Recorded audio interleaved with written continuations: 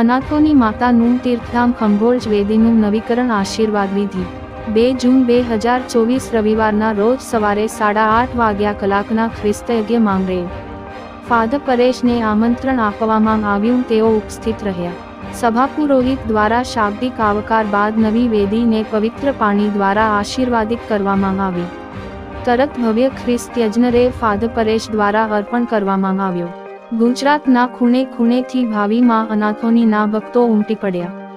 ભક્તોના મુખે એવું સાંભળવા મળે છે કે માના દ્વારે આવનાર ખાલી હાથે પાછું ફરતું નથી. ફાધર ફ્રાન્સિસ સેક્સ દ્વારા ફાધર પરેશનું પુષ્પગુચ્છથી સન્માન કરવામાં આવ્યું. વેદી નવીકરણમાં મદદરૂપ બનનાર તમામ ભક્તોનો હૃદયપૂર્વક આભાર માનવામાં આવ્યો. સવારે 10 વાગ્યા કલાકે પવિત્ર વિધિ સંપન્ન થઈ. ભક્તોના મુખ કૃતિ ઉપર અનેક જોવા મળ્યો. Report Gujarat bureau GPK news.